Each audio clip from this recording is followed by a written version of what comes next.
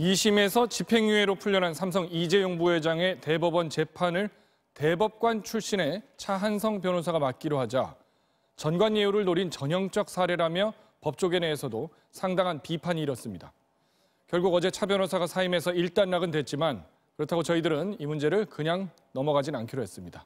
자, 오늘 새로 고침은 전관예우가 과연 어느 정도인지를 실증적으로 따져봅니다. 박영희 기자. 네. 이재용 부회장 쪽에서 대법원 재판에 대법관 출신을 추가로 변호인으로 선임하려 한 것은 아무래도 대법관 출신이 대법원 재판에 유리하다 이렇게 본 거겠죠? 네, 그렇게 볼 수 있을 것 같습니다. 대법원에 갔던 다른 재벌들도 마찬가지였고요. CJ 이재현 회장 파기환송에서 재상고까지 두 차례 모두 그랬고요. SK 최태원 회장, 하나 김승현 회장 모두 대법원에 갈 때는 대법관 출신을 선임했습니다. 네, 대법원 재판만 그런 건 아니죠?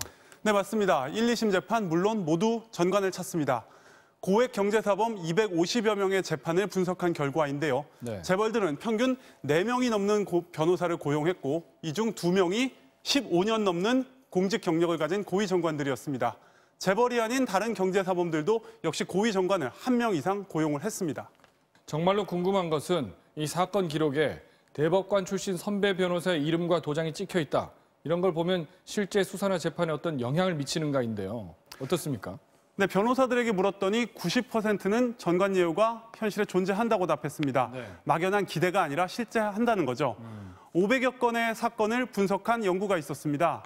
판사 출신 변호사와 아닌 변호사의 재판 결과를 비교했는데 구속되는 비율 17%로 전관이 맡은 경우 훨씬 낮았고요. 네. 유죄를 받는 경우도 72%, 일반 변호사보다 크게 낮았습니다. 네.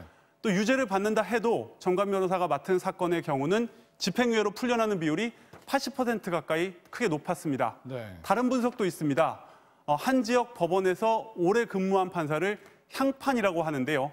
이 향판 출신 변호사가 맡은 사건은 별 이유 없이 항소심에서 감형이 잘 되더라. 또 집행유예를 받는 비율이 다른 변호사가 맡은 사건보다 2배 이상 높다. 이 국정감사에서 나왔던 분석이었습니다.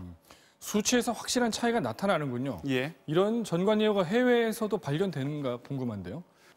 나라마다 좀 제도가 달라서 다양하지만 네. 대부분 검사나 판사가 옷을 벗고 변호사가 되는 게 까다로웠습니다. 네. 그러니까 전관 자체가 없다는 얘기입니다. 또 무죄를 받아내면 큰 돈을 주겠다 이런 성공 보수도 금지된 나라가 많았고요. 네. 독일 제도가 좀 인상적입니다. 검사, 판사가 법을 공정하지 못하게 한쪽에 유리하게 잘못 적용을 하면 감옥에 갑니다. 그러니까 전관 선배가 맡은 사건이다. 전관예우 차원에서 봐주기를 했다. 이러면 처벌을 받는다는 얘기입니다. 네, 박 기자 잘 들었습니다. 네, 전관예우라는 말도 다시 생각해봐야겠습니다.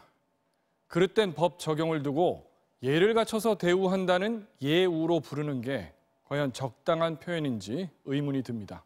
뉴스 새로 고침이었습니다.